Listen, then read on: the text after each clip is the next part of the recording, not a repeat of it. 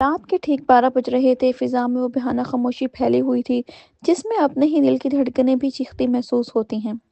شہر سے بہت دور جنگل کے بیچوں بیچ وہ لمبی سڑک کسی لامنتہائی سیاہی میں گم ہو رہی تھی۔ ٹھنڈی ہوا میں نمی بھی تھی اور ایک عجیب بے نام سی بو بھی، جیسے پرانی چیزیں سڑنے لگتی ہیں تو ان سے اٹھتی ہے۔ احمد نے گاڑی کی رفتار کم کی، اس کی آنکھیں چند لمحے کے لیے بند ہو گئی۔ مسلسل 6 گھنٹے ڈرائیونگ نے اسے تھکا دیا تھا، لیکن اچانک ٹھک ٹھک کچھ گاڑی کی بونٹ پر زور سے پڑا تھا۔ احمد چونک کر سیدھا ہوا اور بریک لگا دی، آنکھیں سڑک پر دوڑائیں، مگر کچھ بھی نہ تھا، نہ کوئی جانور، نہ پتھر، نہ ہی کوئی گرا ہوا درخت۔ یہ کیا تھا؟ اس نے خود سے کہا، مگر جواب میں صرف ہوا کی گھسیٹی ہوئی سرسراہٹ ملی۔ اس نے دوبارہ گاڑی چلانی چاہی، لیکن بونٹ کے بالکل سامنے ہیڈ لائٹس کی زرد روشنی میں کچھ ہلتا ہوا نظر آیا، جیسے ہوا میں کوئی کپڑا لہرا رہا ہو۔ احمد کی سانس رک گئی۔ وہ کپڑا نہیں تھا، وہ بال تھے، لمبے، چپے، بھیگے ہوئے بال جو کسی کے سر سے نیچے لٹک رہے تھے، لیکن سر دکھائی نہیں دے رہا تھا۔ احمد کا دماغ سن ہو گیا، ہاتھ اسٹیئرنگ پر رکھتے ہی کانپنے لگے، بال آہستہ آہستہ مزید جھکنے لگے، جیسے کوئی چیز اوپر سے نیچے اتر رہی ہو، مگر وہاں اوپر تو کچھ نہیں تھا، صرف خالی فضا۔ پھر اچانک وہ بال ایک ہی جھٹکے سے اوپر کی طرف کھنچ گئی اور سڑک پر پھیلتی ہوا میں تحلیل ہو گئی۔ احمد نے فوراً گاڑی آگے بڑھا دی، نظر بار بار ریویو مرر میں جا رہی تھی، دل پوری طرح دھڑک رہا تھا، لیکن وہ جلد ہی خود کو سمجھنے لگا، تھکن کا وہم ہو گیا، بس وہم۔ مگر وہ غلط تھا۔ تقریباً 20 منٹ بعد جب سڑک مزید اندھیرے میں ڈوب گئی، کچھ انتہائی عجیب ہوا۔ رستے کے دونوں طرف کے درخت جیسے جھکنے لگے، ان کی ٹھنڈی ٹھنڈی پتیاں گاڑی کے شیشوں سے رگڑ کھانے لگیں، گر گر گر، ایسے لگا جیسے جنگل خود اسے روکنے کی کوشش کر رہا ہو۔ پھر اس نے دیکھا، ہیڈ لائنز کے آگے ایک عورت کھڑی تھی، سفید لباس، مگر لباس کی شکل عجیب تھی، جیسے کسی نے پھاڑ کر دوبارہ جوڑا ہو۔ اس کے بال بہت لمبے، سیدھے، سڑک پر گرے ہوئے اور سر جھکائے کھڑی تھی۔ احمد نے فوراً بریک لگا دی۔ بی بی آپ ٹھیک ہیں؟ اس نے کھڑکی نیچے کی۔ عورت نے آہستہ، بہت آہستہ اپنا سر اٹھایا۔ اس کا چہرہ تھا ہی نہیں۔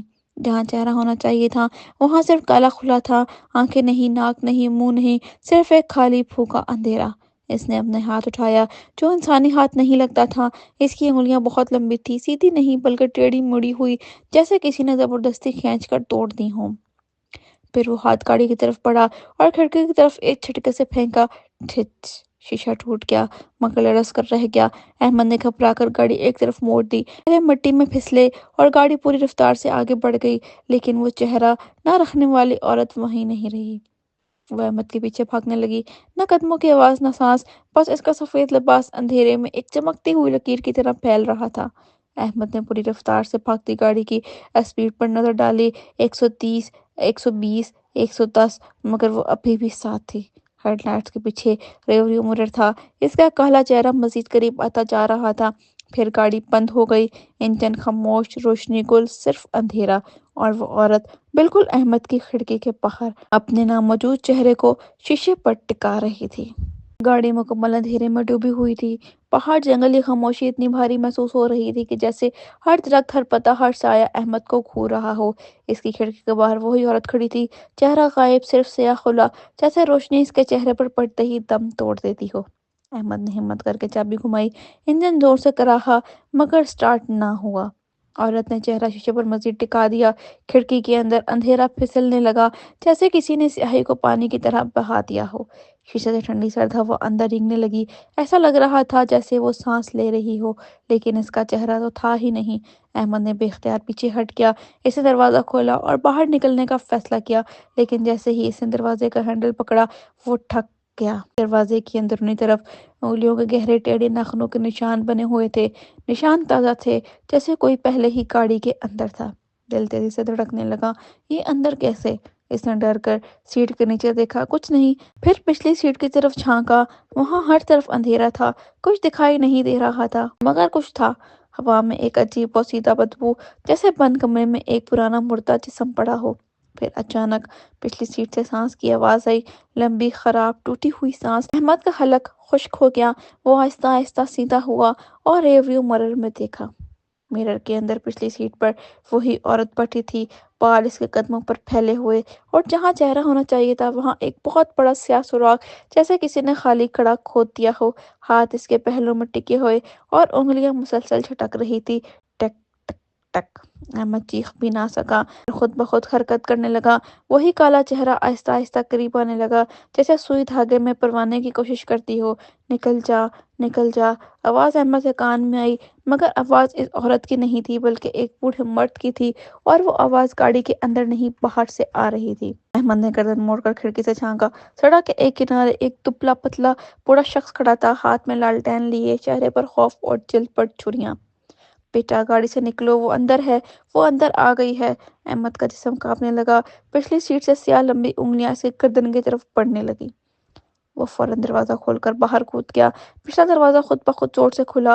وہ عورت یا جو بھی تھا غیر انسانی رفتار سے گاڑی سے باہر نکلی اور سیدھی احمد کی طرف بڑھی۔ بوڑھا آدمی چیخا، ادھر بھاگو، جنگل کی طرف مت جانا، سانس روکو، وہ سانس کی آواز سنتی ہے۔ احمد اس کی طرف دوڑا، مگر چند قدم بعد ہی سے محسوس ہوا کہ اس کے پیچھے کچھ بہت تیز رینگ رہا ہے، زمین پر ناخن گھسٹنے کی آواز۔ احمد نے پیچھے دیکھا، وہ عورت چاروں ہاتھ پاؤں پر اس کی طرف آ رہی تھی، چہرہ زمین سے چند انچ اوپر، مگر چہرہ تھا ہی نہیں، وہ صرف اندھیرا تھا۔ چھوڑو، بوڑھے نے چیخ کر کہا۔ احمد اور بوڑھا شخص جنگل کے راستے کی طرف بھاگے۔ پیچھے سے وہ بھیانک مخلوق لاش کی طرح پھسلتی ہوئی آ رہی تھی۔ درختوں کا سایہ اور اندھیرا دونوں ان کے تعاقب میں بھاگ رہے تھے۔ بوڑھے نے احمد کا ہاتھ پکڑا۔ ابھی بھی وقت ہے بیٹا، اگر وہ تمہیں چھو لے، تمہارا چہرہ بھی۔ اس کی بات پوری نہیں ہوئی، کیونکہ وہ عورت جنگل کے کنارے ان دونوں کے بالکل پیچھے اچانک غائب ہو گئی۔ اتنی خاموشی چھا گئی کہ درخت بھی رک گئے۔ یہ خاموشی خطرناک ہے، بوڑھا بولا۔ کیوں؟ احمد نے دھڑکتے دل سے پوچھا۔ بوڑھے نے آہستہ سے کہا، کیونکہ اب وہ ہمارے اوپر ہے۔ جنگل کی فضا اچانک اتنی خاموش ہو گئی کہ احمد کو اپنے دل کی دھڑکن سینے سے باہر گرتی محسوس ہو رہی تھی۔ بوڑھے نے آسمان کی طرف کانپتی انگلی اٹھائی۔ بیٹا، وہ اوپر ہے۔ احمد نے ڈرتے ڈرتے سر اٹھایا۔ درختوں کی اونچی شاخوں کے درمیان، جہاں چاند کی مدھم روشنی بھی مشکل سے پہنچ پاتی تھی، کوئی چیز ٹنگی ہوئی تھی۔ پہلے تو وہ شاخ کے سائے جیسی لگی، پھر آہستہ آہستہ وہ ہلنے لگی، پھر مڑ گئی اور بالکل سیدھے احمد کے سر کے اوپر جھولنے لگی۔ وہ وہی عورت تھی، لیکن اب اس کے ہاتھ پاؤں انسانی نہیں لگ رہے تھے، جوڑ الٹے مڑے تھے، جیسے کسی نے اس کے جسم کی ہڈیوں کو توڑ کر دوبارہ جوڑ دیا ہو۔ اس کی انگلیاں بے حد لمبی، ہر انگلی کے آخر پر بلی کے پنجوں جیسے ناخن، اور سب سے ڈراؤنی بات، اس کا چہرہ جو پہلے صرف سیاہ خلا تھا، اب جیسے پھیل رہا تھا۔ اندھیرا اس کے چہرے کے خلا سے نکل کر ہوا میں رینگنے لگا تھا، جیسے دھواں، مگر دھوئیں میں انسان کی چیخیں چھپی تھیں۔ بوڑھے نے احمد کو کھینچا۔ نیچے مت دیکھو، اس کا چہرہ تمہیں پکڑ لے گا۔ احمد گھبرا کر درخت کے نیچے کی طرف جھکا، لیکن وہ چیز آہستہ آہستہ نیچے اترنے لگی، بالکل مکڑی کی طرح، الٹی لٹکی ہوئی، پچھلے قدموں سے لٹکی، اور ہاتھ پھیلے ہوئے۔ اس کے ناخن درخت کے تنے چیر رہے تھے، جیسے لکڑی نرم مٹی ہو۔ بوڑھے نے احمد کا ہاتھ پکڑ کر کہا، میرے ساتھ بھاگو، پیچھے نہ دیکھنا۔ دونوں جنگل میں توڑنے لگے۔ جنگل کے اندر اتنا اندھیرا تھا کہ احمد کو صرف بوڑھے کے ہاتھ کی گرمی محسوس ہو رہی تھی، مگر رستہ نظر نہیں آ رہا تھا۔ درختوں کے درمیان سے ٹھنڈی ہوا نہیں، بلکہ سانس آتی محسوس ہو رہی تھی۔ وہ عورت اب بھی پیچھے تھی، اس کی حرکت سنائی دے رہی تھی، دیوار رینگنے والی مکڑی کی طرح، لیکن کئی فٹ لمبی، کبھی دائیں طرف، کبھی بائیں طرف، کبھی سر کے اوپر، پھر کبھی بالکل پیچھے۔ احمد نے پوچھا، یہ آخر ہے کون؟ یہ میری گاڑی میں کیوں آئی؟ بوڑھا ایک دم رک گیا۔ اس کا چہرہ مت بھولنا، وہی چہرہ جو تم نے دیکھا تھا یا نہیں دیکھا تھا، وہ تمہارا چہرہ چاہتی ہے کیا؟ جو بھی اسے دیکھتا ہے وہ اپنا چہرہ کھو دیتا ہے، وہ تمہاری صورت اپنے اندر کھینچ لیتی ہے، پھر تم۔ بوڑھے کی بات مکمل بھی نہیں ہوئی تھی کہ اچانک درخت کے اوپر سے ایک سیاہ چیز بجلی کی رفتار سے نیچے گری اور بوڑھے آدمی کے بالکل پیچھے آ کر رکی۔ بوڑھے نے لرزتی آواز میں کہا، وہ آ گئی۔ احمد نے پیچھے مڑ کر دیکھنے کی ہمت کی۔ غلطی تھی، بہت بڑی غلطی۔ اس عورت کا چہرہ اب پہلے سے کئی گنا بڑا تھا، جیسے وہ اندھیرا پھیل رہا ہو، اور اس اندھیرے کے اندر دھندلی شکلیں دکھائی دینے لگی، انسانوں کے چہرے، جیسے بہت سارے چہرے اس خلا میں قید ہوں، چہرے بغیر آواز کے چیخ رہے تھے۔ بوڑھا لرزتی آواز میں بولا، یہ ان لوگوں کے چہرے ہیں جو اسے کبھی دیکھتے ہیں۔ عورت کا ہاتھ آگے بڑھا۔ بوڑھے نے احمد کو دھکا دیا، توڑو، میں اسے روکتا ہوں۔ نہیں، احمد چیخا، مگر دیر ہو گئی۔ اس عورت نے ایک ہی جھٹکے میں بوڑھے کی گردن پکڑی اور اسے اوپر کھینچ لیا۔ درختوں کے سائے میں ایک جھٹکے میں سے چیخ جنگل میں گونجتی ہوئی دور تک پھیل گئی، پھر اچانک خاموشی چھا گئی۔ احمد بے سد ہو کر توڑنے لگا۔ درختوں کی شاخیں اس کے چہرے پر لگ رہی تھیں، سانس پھول رہا تھا، دل دھڑک رہا تھا، लेकिन वो रुका नहीं। इसे सिर्फ भागना था। वो चीज़ पीछे थी और इस बार इसकी रफ्तार पहले से कहीं ज़्यादा थी। चंद लम्हों बाद अहमद जंगल के अंदर गहराई में पहुंच चुका था, लेकिन अचानक इसके सामने एक पुसीदा पुराना टूटा हुआ घर आ गया। खिड़कियां टूटी हुई, दरवाजा आधा लटका हुआ और अंदर से कुछ हिलता दिखा, जैसे कोई इंतजार कर रहा हो। अहमद की सांस रुक गई, क्योंकि घर के दरवाजे पर किसी ने उंगलियों से आखिरी पैगाम लिख रखा था, जो इसका चेहरा देख ले वो कभी बच नहीं सकता। पीछे से टिंडे नाखूनों की आवाज आ रही थी, जमीन खिंचने की आवाज। वो औरत करीब पहुंच चुकी थी। अहमद के कदम खुद ब खुद इस टूटे हुए घर के दरवाजे की तरफ बढ़ रहे थे। बाहर जंगल में अंधेरा नाकाबिले बर्दाश्त हद तक संगीन हो चुका था। पीछे से वो औरत या वो मखलूक अपने लंबे नाखून घसीटती हुई करीब आ रही थी। घर में दाखिल होना जरूरी था, चाहे ये घर महफूज हो या ना हो। बाहर रहना मौत को दावत देता था। अहमद ने दरवाजा धक्का दिया। दरवाजा चिड़चिड़ाता हुआ खुला। अंदर से ऐसी सर्द हवा निकली जैसे किसी ने बर्फ का सांस लिया हो। घर मुकम्मल अंधेरे में डूबा हुआ था, मगर जैसे जैसे वो अंदर गया, घर जिंदा महसूस होने लगा। फर्श के नीचे कुछ रेंगने वाली चीजों की आवाजें, दीवारों के अंदर कुछ थपथपाने जैसा और छत से टपकने वाली नमी।